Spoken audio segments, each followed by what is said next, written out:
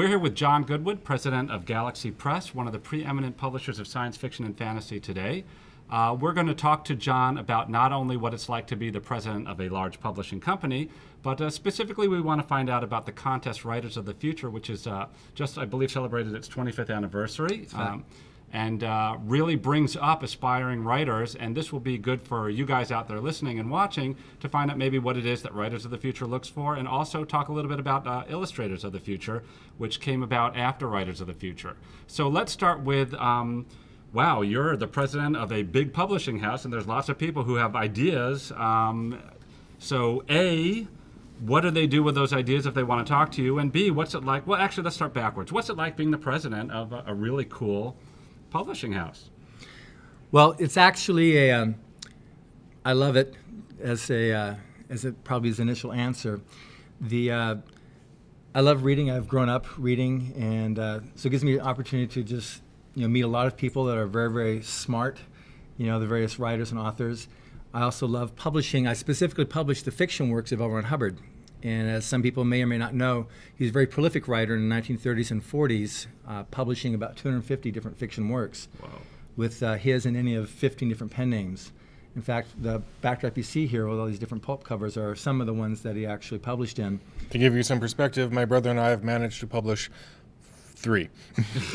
And of course, only one of them's out right now. So, so yeah, 250s. And that's not a cheap plug. Go ahead. So 250s, pretty good. Yeah. Exactly. And so he was. And he wrote in all the various genres, of which the one he became most famous for was his science fiction in the golden age of science fiction. And then obviously when he returned to writing fiction in the early 80s with Battlefield Earth and Mission Earth, both of those, all 11 books were New York Times bestsellers.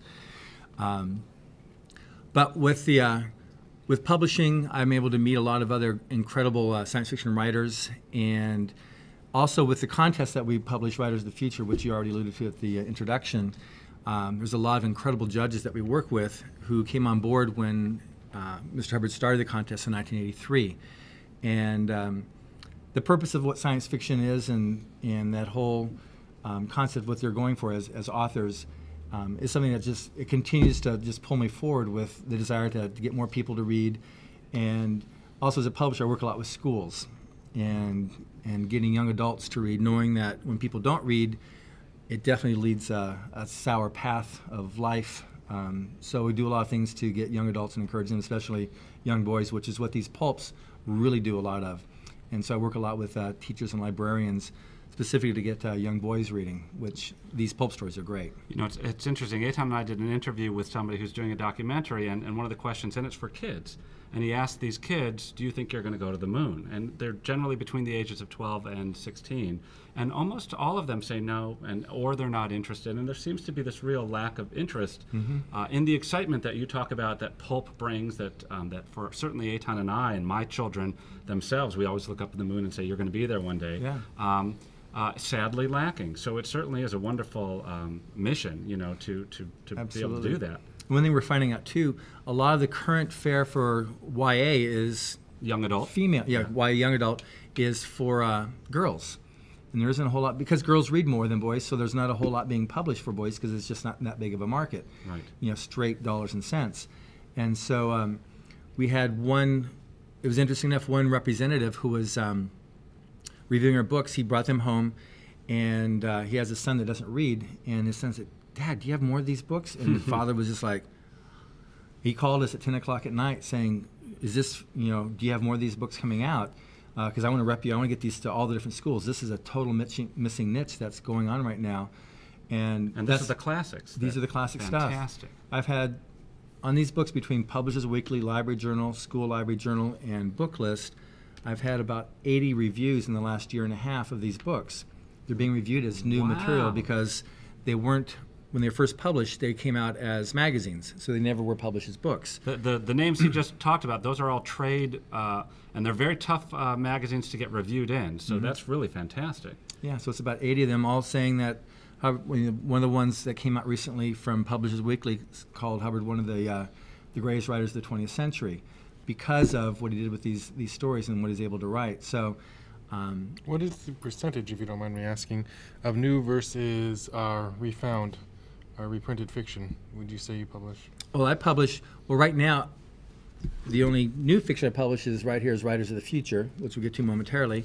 Otherwise, these are all, primarily these are stories that were published in the 30s and 40s.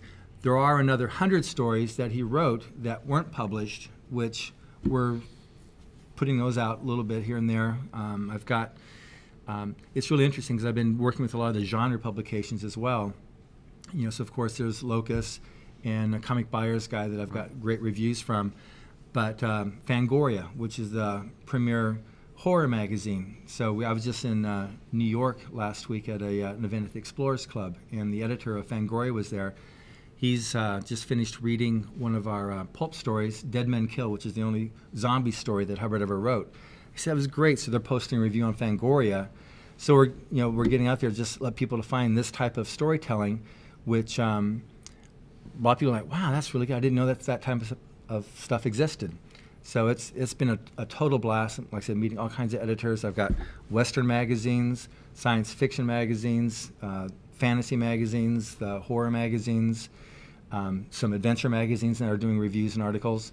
It's been really, really good reintroducing this whole genre, the pulp fiction, to mainstream audiences. It's fantastic. You know, like the movies can repurpose old stuff and try to make it better and oftentimes make it worse. In this case, you're actually taking the old stuff and you're putting it out there and and finding a new audience for it. It's fantastic. Well, let's move on to Writers of the Future, which Sure. 25 years. Congratulations, fantastic. Thank you very much. You know, great reviews. Neil Gaiman, you know, and you know, Larry Niven. I saw some fantastic reviews for it. Why don't you tell us a little bit about Writers of the Future, and then on top of that, how somebody might you know, find their way over to, and we can super stuff on the net up there, down there. You know. Sure. But, tell us about it. Okay, great. Well, this is the most recent volume that we just published. It's Writers of the Future, volume 25, and it's a contest that was started with the main purpose of providing a means for aspiring writers to have a chance for their works to be seen and acknowledged. Mr. Hubbard had long since helped aspiring writers. He had his first contest back in on an exploration he did in Ketchikan, Alaska, where he did a writing contest. Based upon that, he found it very, very successful and started this other one in, like I said, 1983. And to make it happen, he got some of his other writing buddies that came on board. And so now what you've got is a lot of writers, the top writers, and I'll just read some of the names. Obviously, the club members, Jerry Purnell and Larry Niven, are very long-time judges.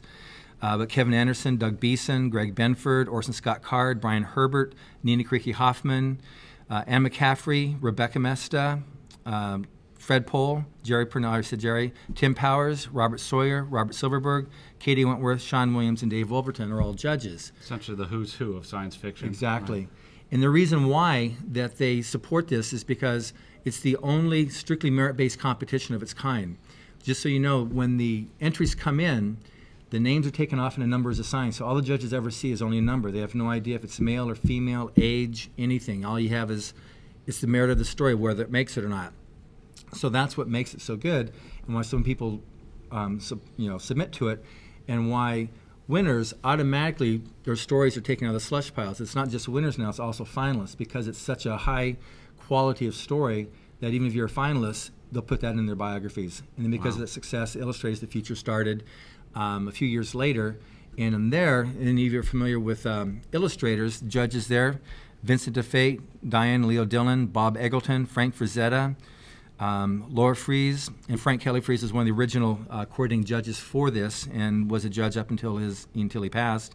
Stephen Hickman, Ron and Val Lindon, Stephen Martiniere, Judith Miller, Cliff Nielsen, Sergei Poyarkov, H.R. Van Dongen, and Stephen Ewell. Why don't you tell us a little bit about Illustrators of the Future as well in our final minute wrap-up? Sure. Illustrators of the Future gives an opportunity for, we pretty much have entries from around the world on this one because it's not language-based, it's illustration. So we have a lot of winners that we have to fly in from Europe because they're brilliant. They might not understand English particularly, but they can sure draw a nice picture.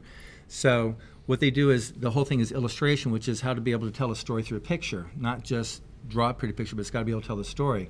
So they match up the story with the illustration, and this is one thing that Hubbard from the pulp era very much understood, was that the illustration and the story make even a bigger message than just either one by themselves. And so that's what this does. And so the illustrators are given one of the winning stories to actually illustrate, and that's what you see published in these Writers of the Futures. Fantastic.